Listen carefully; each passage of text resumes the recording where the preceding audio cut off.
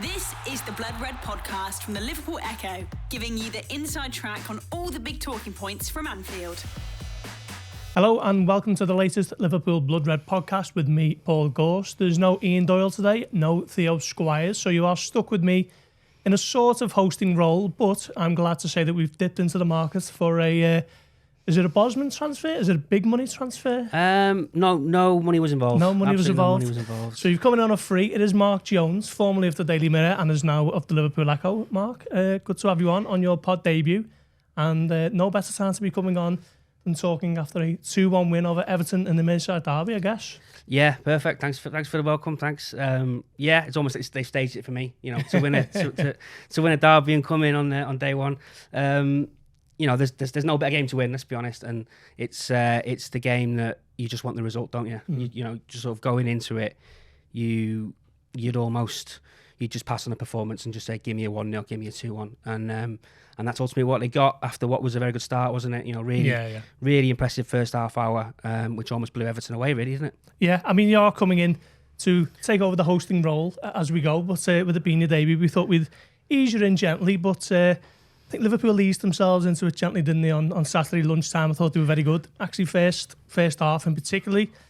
But a little bit of a familiar story where Liverpool start well, get their tails up, go into the lead, and then the opposition seemed to come back into things. And I was having this conversation actually with John Aldridge for his column a couple of hours ago, and we were wondering what is the issue here, because it's a familiar pattern now for Liverpool, isn't it? They start well, but then allow teams back into it. Is it a case of, are they almost looking to preserve energy for further down the line and then get caught cold, and it's difficult to sort of get yourself back into the sort of full rhythm and momentum of things? It's a bit of a strange one, but becoming a bit of a worrying pattern, do you think? I wouldn't say worrying just yet because they're winning the games. Well, yeah, that's true. But I think you could see it for me on Saturday. It looked as though they just put all their effort into that start, and they almost knew that they were probably going to tire. So they almost knew that given the effort, and not a lot was made of it. The fact that they played Atletico on the Wednesday, going into the Saturday, I think more might be made of it. If it was a different manager, maybe. But I felt as though they thought to themselves, "We know we're going to tire," and so they maybe backed themselves. I don't know if you agree. They maybe backed themselves to show their quality in that first half, and almost overrun Everton with the quality they have to get a goal up, to get 2 goals up. And then, as I say, they knew they were going to tie. You could see it in the substitutions. I know we'll come on to that, but to me it felt as though they backed themselves in terms of what they did. I don't think you can... I think there was differences between this and the other ones, the other games where they've gone 2 up. I think I actually thought this one they were more impressive. They looked better to me in that first half an hour. And to go 2-0 up against any side, especially in a derby, it was always going to be tough, but I thought they broke them down really impressively well in the first half to get those 2 goals. Yeah, I mean, I think the interesting thing for me was the midfield. It was, back to the old school midfield, if you like, wasn't it, with Dom Szoboszlai in a bit of a roving 10, McAllister next to Ryan Gravenberch, and certainly, for the first half hour, 45 minutes, it worked a treat. I thought all 3 of them were excellent. We'll come on to Gravenberch in a bit more detail, but I thought just going back to that gave Liverpool a bit more of a platform to build in certain areas. Florian Wirtz is a wonderfully gifted player, and we're going to come on to him a little bit more, but it just felt to me that going back to what he knew, what he trusted, and what essentially won him the league last season, Arne Slot went for that, and it worked perfectly. Yeah, and that you put Szoboszlai in there, that's going to be the energy, and like I say, I think they did prioritise that over the second half. I think, as I say, I almost think you can now look now they've all been won. You can look at these last 3 games as a bit of a piece together. Burnley was an absolute slog, wasn't it? Yeah. Coming back from international duty, the players had been all over the place. It was just a case of getting it won. Got it in the end with a penalty. Atletico, they played incredibly well for the first half. For the beginning, could have been more ahead, and then let it go only to get it back. And I thought, as I say, the first half I was really impressed by against Everton. I thought it was possibly the best they've looked. And do you put that down to, you say about the midfield, and obviously the Wirtz question that we'll touch on, you can't ignore Gravenberch though. Yeah. And the way that he stamped his authority on that game, I mean, it's a wonderful goal. He gets the assist as well for Ekitike. I mean, just what where do you see his performances at the minute, and where can he go? He just looks supreme at the moment. Yeah, he does. Yeah, he started it unbelievably well, hasn't he? And I mean, it should be no surprise, really, given that he was, or still is, the Premier League Young Player of the Year, isn't he? From last season, he was unbelievable last season. There was loads of talk, wasn't there, if you remember, maybe a little over a year ago, about Liverpool's panic and lack of number 6. And he obviously tried to bring in Moises Caicedo a couple of years ago, tried for Martin Zubimendi. You know, Liverpool have been trying to fill that role for a number of years. And I don't think Gravenberch was initially earmarked to come in and take that role. I think he'd been a long-standing target just because of, you know, how good he is. You know, you can play him in any sort of position in that midfield area. It was a case of just get him in and we'll see where we can fit him in. His first year under Jurgen Klopp didn't really happen for him too much, did it? But as soon as Slotter's come in, he's been reinvented. And he was fantastic last season. He started off similarly brilliant fashion this year. And we spoke to Virgil van Dijk after the game on Sunday, and he was talking about, you know, Gravenberch being in the form of his life. And it's hard to disagree, really. I think if there's been any slight criticism of his game since, it's maybe a lack of assists and a lack of goals, given that there's quality on the ball. That's maybe a bit harsh because he's playing in a deeper role, but we saw his ability to get forward with the opening goal. It's a superb finish past Pickford from a great ball from Salah. He scores against Newcastle, doesn't he, a couple of weeks back. So he's adding that to his game now. Obviously gets the assist for Ekitike as well. And this is a player now who, what is he, 23 years of age. I'm trying to remember the statistic. He became the youngest player to score an assist in a derby since, was it the 30s? You know, 23 years of age, I think it's 127 days or something.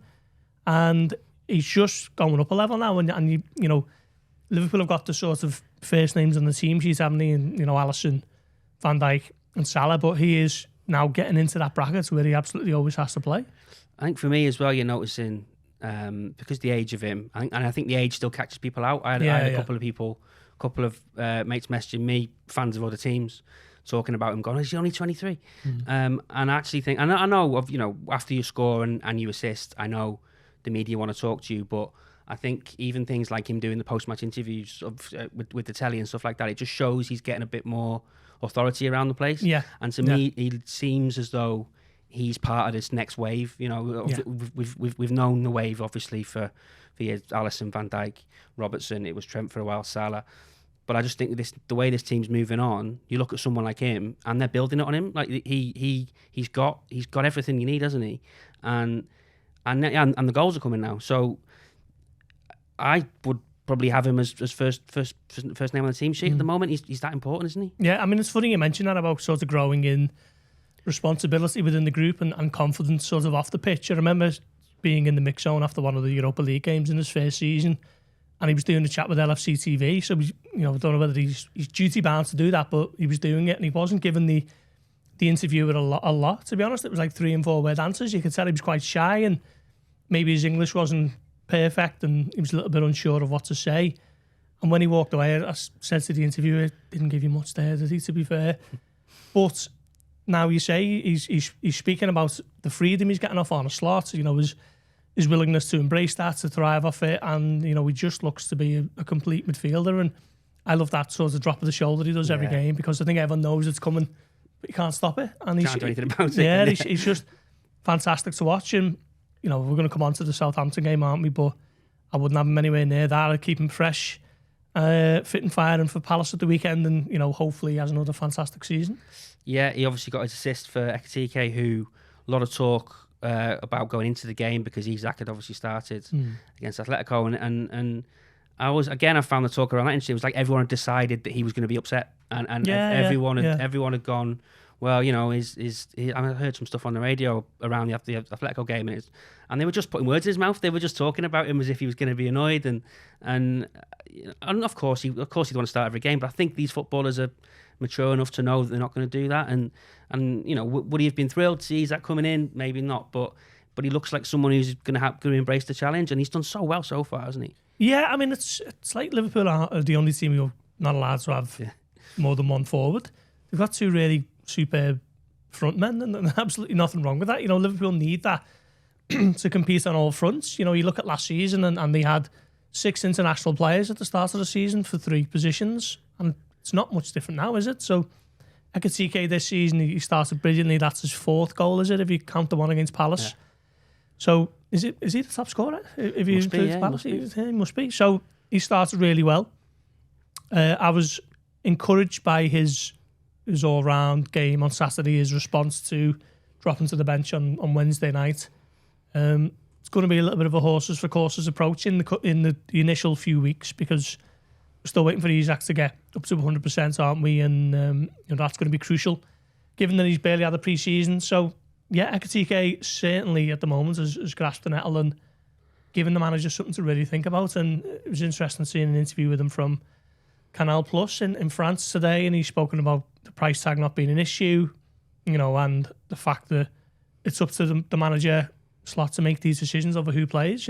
All they can do is, him and Isak, is play as well as they can and give the manager a welcome headache. So yeah, he was brilliant, and certainly in the first half, and he just looks like he fits, doesn't he? Which is, he's got a coolness about him, isn't there? And in everything, in the way he speaks, in the way he interacts on social media, in the way he takes his chance. He and I don't know if maybe we were a little bit expecting someone a bit more raw than he is. Yeah. I don't know if maybe we're all a bit more burned by the whole Darwin Núñez experiment, but I wonder if we were all expecting just. It's almost from the moment that goal goes in at Wembley, isn't it, against Palace, that he just looks. He looks just not the finished article. He's 23, but he looks like he's got a lot to improve on. Mm-hmm. But what's there now is so impressive, isn't it? And he's got, as I say, to go and lead the line in a derby. He knew what was on it. And the eyes were on him after the midweek. But just the way he took his chance was impressive, wasn't it? Yeah. And like you say, you don't want to just directly compare and contrast. But you mentioned then about Darwin, and would you have had the same confidence as Núñez going through as the way Ekitike did on Saturday lunchtime? He's big, he's strong, quick. He's got a great touch. He holds it up well. He doesn't mind pinning defenders back. He looks to have a lot to his game already, doesn't he? And you're looking for one or two things that might need ironing out. And at the moment, there's not a lot that you can say, is there? So that's obviously encouraging. He's going to be a brilliant player for Liverpool for the coming years, I'm sure. It's going to be interesting to see what happens when Isak does get back to being, the Alex Isak that's made him a £125 million transfer. Is Ekitike just going to drop to the bench? Is he going to start off the left maybe? And, I mentioned that I chat with John Aldridge before, and he was suggesting maybe on the right when Mo Salah goes on AFCON duty. So I think there is a versatility to his game there that we haven't really seen as of yet, because we haven't had to. But I think, on this sort of form, you've got to find a place for him. And, it's the old welcome headache for any manager, isn't it? So, yeah, he had a great derby, and, more of the same now for the coming months. I think the fans have really taken to him as well, haven't they? You're hearing his song quite a lot. Didn't take long for that to develop either, isn't it? I don't know if people need a new one after Núñez, and obviously the Chiesa one is still going, but I think he, as I say, the way that the crowd have dealt with him, I think has helped him as well. I think he, it would have been easy for him to sulk a bit, I think, with midweek. But I like the fact that the crowd seems to be just behind him and that's spurring him on. And imagine being in his shoes. Yeah. He's come in, and maybe there's a sense that, okay, maybe now you could flip it and say, is Isak being there going to help him, because expectations aren't going to be as high on him? And he's going to say, well, I've got my place, and I just think, as you said, the options that he has in that role, I don't know about them playing together just yet, but for me, it's still going to be one in, one out for the next maybe month or so. Yeah, I mean, I think that the encouraging thing from that perspective is you look at these sort of, the spider diagrams and all the sort of data charts, and they match up as very similar types of players, Isak and Ekitike, which means that Liverpool aren't going to have to change their style of play depending on who plays. You look at it last season, and Núñez and Jota were very different types of forwards, weren't they? Núñez obviously looking to run in behind with his pace.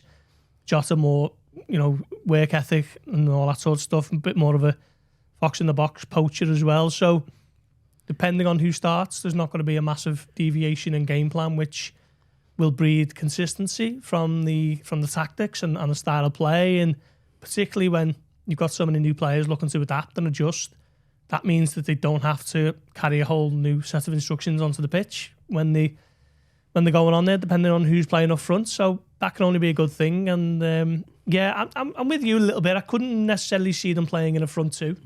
It was a bit more of an orthodox 4-4-2.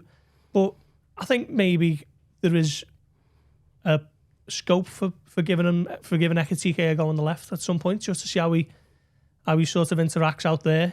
I'm sure it's not his favoured position or his natural one, but Cody Gakpo at the moment hasn't really started, on fire, as he's to say the least. So that could be something for Slot to look at, as and when. But at the moment, you're just waiting for Isak to build up that 100% fitness, aren't you? And Ekitike is certainly taking his chance while he's waiting.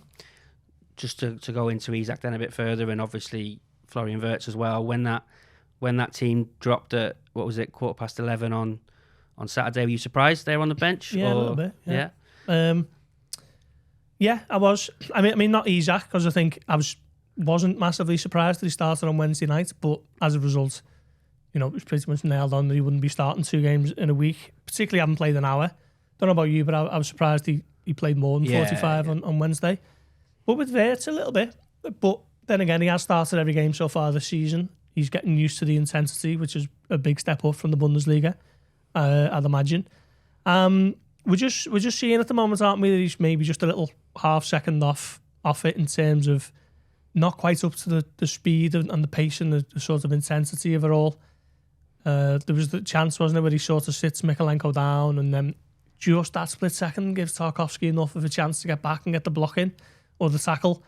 And you think once he knows that you don't get that time on the ball in English football, it'll be a lot quicker and smoother. And I don't think he'll change his game too much at all, but I just think 1 or 2 things will be sharper and quicker. And at the moment, I think he's growing into his Liverpool career. He hasn't been as bad as what was being made out externally, but you're still waiting for him to take flight, aren't you, with that big moments. And I thought he was unlucky on Wednesday because he could have had a couple of assists, certainly with them on for Salah. If Salah sticks that away, he's up and running with an assist. And,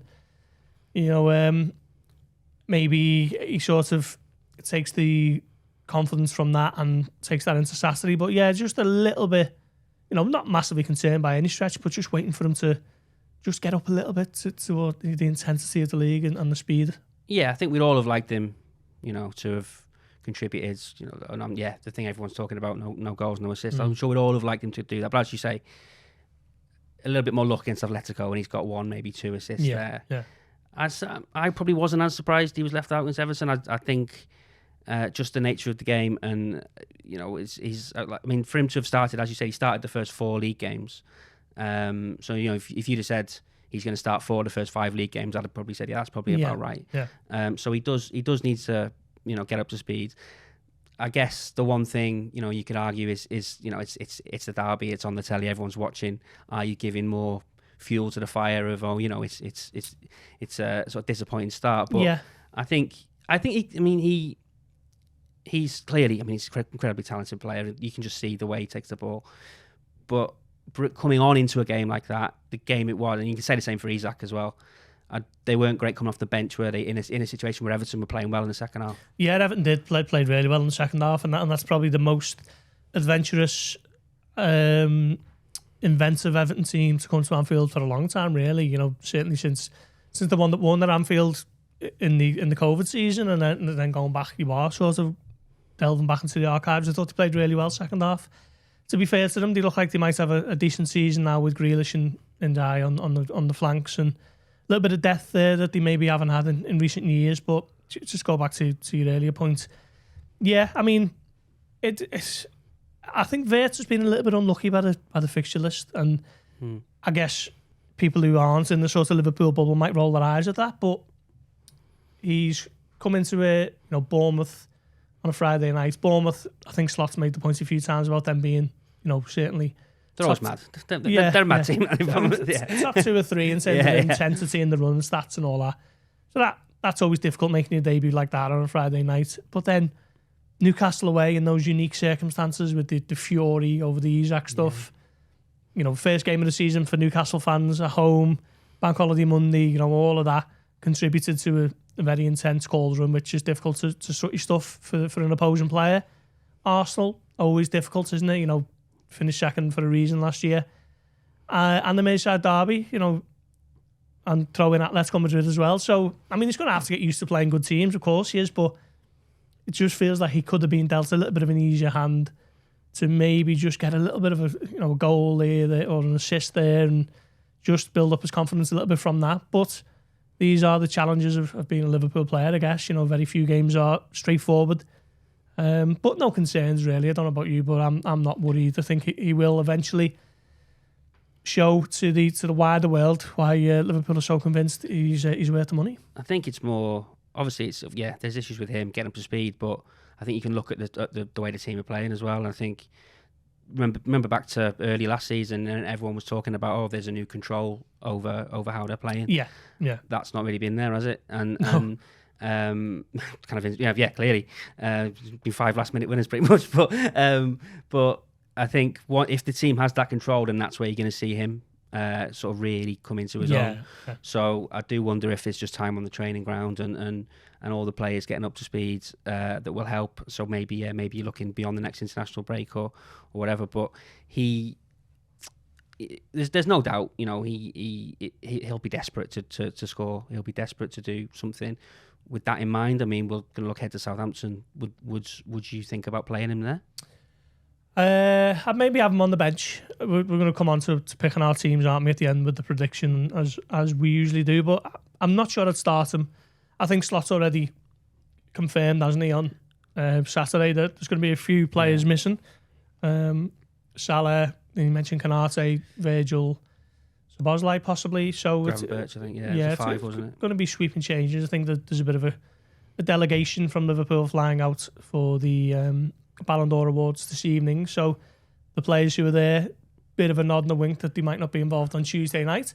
But yeah, I'd probably have Wirtz on the bench, maybe to come on and give you 25, maybe half an hour, see what he can do, and just build up, you know, the minutes, the intensity. Okay, of course it's going to be against an inferior championship side, but that might be the game he needs, just to get on the ball a little bit and just start to pick a few passes and try and unlock the defence. And I wouldn't necessarily be starting him in this one, but I think it might be a good opportunity off the bench. But yeah, it's going to be interesting, isn't it? This team, it's probably the most interesting thing about the Carabao Cup, the fact that you do see these players who you don't see too often. I think more generally, you know, I say this all the time, but teams make changes, so you see players who you never see. So I think there was a few trained with the seniors yesterday who may not normally do that. Jayden Danns was one of them. Cade Gordon. Trey Ione didn't play for the under-21s against Manchester United, so you'd expect he might be involved as well. So, it's going to be a much debated side, whatever he picks. Do you think just on the game in general and the Carabao Cup in general, everyone knows it comes as the fourth sort of priority in most seasons for Liverpool, but you know, a hell of a record in it and good memories in terms of winning the trophy, losing the final last season. There'll be players there who want to make up for that. Where do you see it now in the context of everything? You know, this sort of fairly new squad. It's a good chance for players to get games, isn't it? Really? Yeah, it is. Yeah, I mean that's probably the best thing about it at the moment. I love the Carabao Cup. You know, me and Joe Rimmer always used to have this one, and we have it with Doyley. It's great, the Carabao Cup. All the games are of a night. Like I say, you get to see players who you don't normally see. Get finished on the night as well. Finished on the night. Yeah. There you go. No replays. No messing about with that, and no VAR. Crucially, so why can't every game be the Carabao Cup? Would be my suggestion. But yeah, this is absolutely Federico Chiesa's competition, isn't it? You know, he is going to have to really show what he can do in this one because he's not in the Champions League squad. There's no FA Cup until January. And he's got Mo Salah in front of him for Premier League games. So if he's, you know, determined to show Arne Slot what he's capable of, then he's going to have to do it in this one, starting tomorrow. So he will be desperate, I'm sure, to make his mark. But then you've got the likes of Rio Ngamoa and Trey Ione and Giovanni Leone as well, of course, who we're expecting to potentially be involved at some stage. So a lot of players who are going to use this competition to make a mark for a bit more of attention, maybe for other competitions. So, yeah, I think that ultimately will breed some determination and motivation in the squad. I think even you look at the players that you'd consider to be more first-team players, and Andy Robertson wants to start. Yeah. One of Frimpong or Bradley, probably Frimpong, could do with a start. Curtis Jones, coming back off injury, could do with one. So I think it's funny, isn't it, this round of the Cup, because it comes so early in the season, and there's probably, there's going to be players in that squad already who are thinking, I wanted to have more Premier League minutes than this already. And then if you're going to turn around and say, actually, you're not playing tonight, we're going to chuck a kid in instead. I think, and I mean, we've spoken about him. I'm sure Isak will want to start. Yeah. He'll want that start. He'll want the confidence of maybe a goal. You're not saying to him, sorry, mate, Jaden Dan's got a shirt. It's not going to happen. So I think whatever team he names is going to be strong, isn't it? Yeah, 100%. Yeah, I mean, even if you went for the wholesale changes, which I think Slot ultimately will do, it's going to be a really strong squad, isn't it? Joe Gomez hasn't played a whole lot. I'm sure he's looking to make his mark. Wataru Endo will be involved. I'm sure Andy Robertson will take huge pride in leading the side out as captain.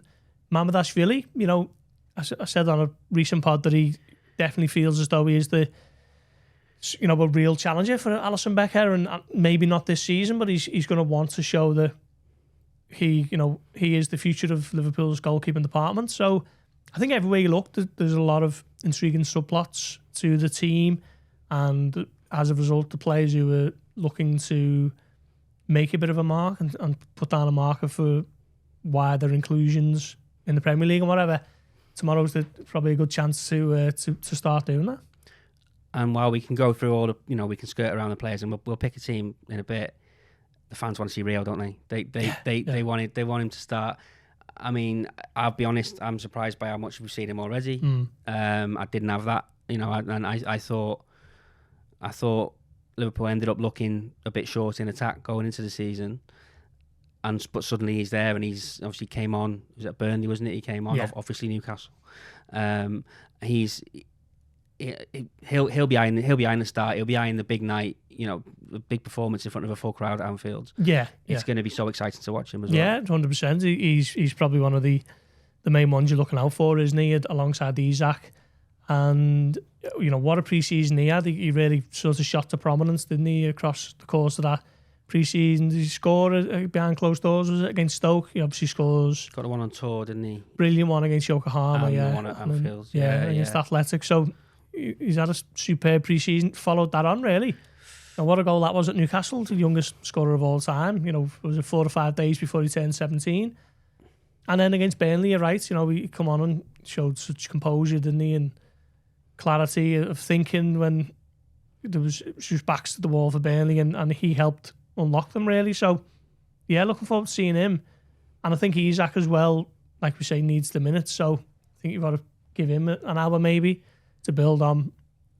I think he's had 101 minutes now maybe since the start of last season. So it's not a lot, is it, across the course of a full pre-season, and then, 5 or 6 games. So he needs the minutes. So there's your front three, I guess. Chiesa looking to really show that he's not the forgotten man. Isak getting the minutes, and then Gamora, who's just a bit of a wild card that we can all go and watch and enjoy and see what he comes up with. So, yeah, it's going to be a strong team, I think. And should have more than enough against the Championship team, who might have, other priorities for their own league campaign, I guess. And, we'll... I mean, there's 2 ways to do the Carabao Cup, isn't there? You either go out straight away or you go and win it. And Liverpool ultimately fell at the final hurdle last season. You wonder how much of that will be used as a motivation for those who were on the receiving end of that defeat last season. So, yeah, I think enough to keep people occupied against Southampton on Tuesday night. Yeah, so you pick the front three, and I think I agree that's probably what it's going to be, isn't it? I can't see anything else. I mean, imagine him telling Chiesa that he's not playing. He's not going to. I mean, the right would really be on the wall, wouldn't it? If yeah, so I think you've got to pick Chiesa, you've got to pick Isak to start, you've got to pick Rio, because otherwise half the crowd might leave. Now, everyone wants him to start. Mamardashvili in goal. What's your back four? I'd like to see Leone get a go from the start. I don't really see much value in playing Endo at centre back, even though he's done it before. Well, against Southampton actually in the cup. But let's see what he's all about. You know, we've heard good things about him. 18-year-old Italian international now, I guess, isn't he? He was called up for the squad. Didn't get a cap, but the fact that he's around at the age of 18 tells you how good he could be. Joe Gomez back in his favourite position. Robertson will be the captain, and Frimpong, I think, on the right. Yeah, I think that's. Yeah, I think the only. I'd like to see Leone start because again, you're not. He's already said, hasn't he, that the other two, that Van Dijk and Canate aren't going to be there. Yeah, so, you know, there's other than Gomez who needs a game. Robertson, you're right, and then the right. But yeah, I think the right back, Bradley started. So yeah, makes sense to me. Okay, into midfield. Yeah, I mean, I think you've got to play Endo in this one. He's the ideal squad player for this competition, isn't he?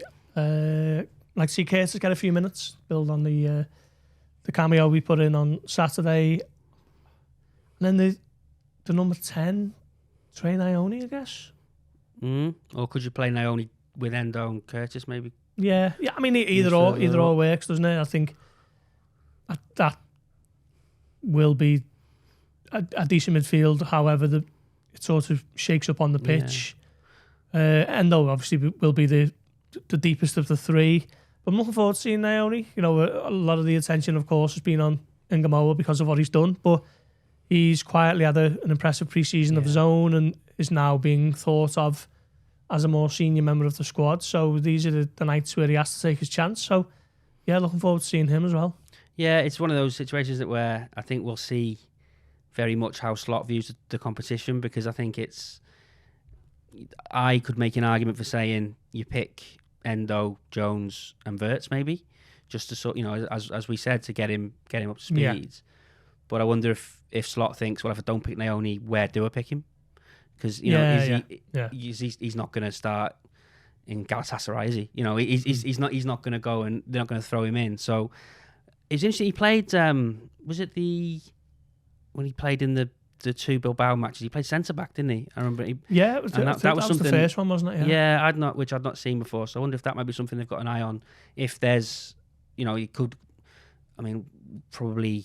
Whatever happens with Endo this season, you'd think it's probably his last season at the club. So that kind of emergency centre-back who could sort of drop in, I wonder if maybe he sees Ione as someone who can fill in those sort of positions. Yeah, maybe. I hadn't thought of that. I don't know whether that was just something that was forced upon them because they didn't have any centre-backs at the time. I think, you know, can't remember where Canate and Van Dijk were for those, but seems to remember... They played the second game and there was the two of them, wasn't there? Yeah. Seems to remember Simicast playing centre-back at one point, and I think he was just sort of getting by because they didn't have, you know, Gomez was injured at the time, wasn't he? So don't know whether that was just something that was forced upon them. It's that'll be an interesting one to keep an eye on.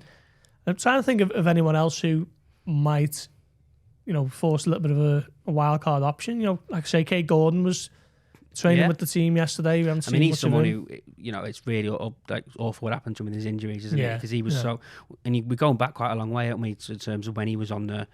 And he started that semi-final at Arsenal, didn't he? It's nearly 3 years now, yeah. And he was so highly thought of, wasn't he? And he was so exciting. And it hasn't worked for him. He went on loan, didn't he, in the Championship?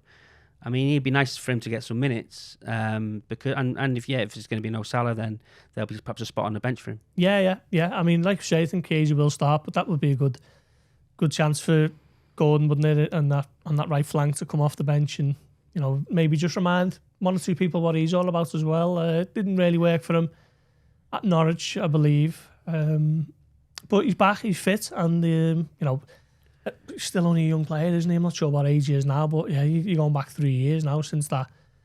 You know, he scores against Shrewsbury in the Cup, doesn't he? And then he plays against Arsenal in that semi-final. And yeah, since then, he's obviously had a terrible time with injury. I think he was out for the best part of 18 months with a sort of... Was it a pelvic issue related to his growth, or, you know, it was a strange one, but he's back fit now, and, you know, maybe want to keep an eye on him and Dan's maybe off the bench. Obviously, Dan's has got previous against Southampton in the Cup. I was going to say he's always fun to watch, isn't he? Whenever he's on, you know he's going to do something. Yeah. He's just he's got a nice way about him, hasn't he? He's got good balance. He's certainly a finisher. You know, let's see if he can get off the bench tomorrow and give Isaac a breather and show what he can do again. But I mean, I think Liverpool have enough. The fact that there are no injuries to the senior players means that it's going to be a decent lineup whoever starts, and coming off the bench there's enough sort of young hopefuls coming off the bench to keep the interest for those who, maybe might know one or two. Certainly we know a little bit about Gordon, but there's a few there on the bench who might surprise people a little bit, I think. So how is it that we end this? And we do predictions normally, you said? Yeah, so I'm just hoping that they avoid penalties, to be honest. Yeah, that'd be nice. 2-0 I'll go for. I will. Clean sheet would be nice, but I don't think it'll happen. So I will go 3-1. Like I say, I love the Carabao Cup, so hopefully we can keep it going for as long as possible. But one thing that has been a feature is the long haul aways in recent years, Brighton and Bournemouth, and hopefully we get. Yeah, who's going to be the furthest away team left in the draw on? What is it? Probably Wednesday, isn't it? When they do them. Yeah. Probably Brighton again or Bournemouth or someone on the south coast, maybe Norwich. But yes, that was your first Blood Red pod. Is that right? You feel it? Yeah, it was all right. Okay, good. I'll come back. Yeah, we'll if you're back on Friday, I think we're to preview Crystal Palace away. Tough one for Liverpool. They're unbeaten as well, aren't they? So the tough games just keep on coming for Liverpool. But yeah, we will be back. I'm not quite sure who will be back, but the Blood Red team will record once again later this week to preview that visit to Crystal Palace, and of course whatever it is Arne Slot says in his Friday press conference. So do join us then, and for now, see you then. This is the Blood Red podcast from the Liverpool Echo, giving you the inside track on all the big talking points from Anfield.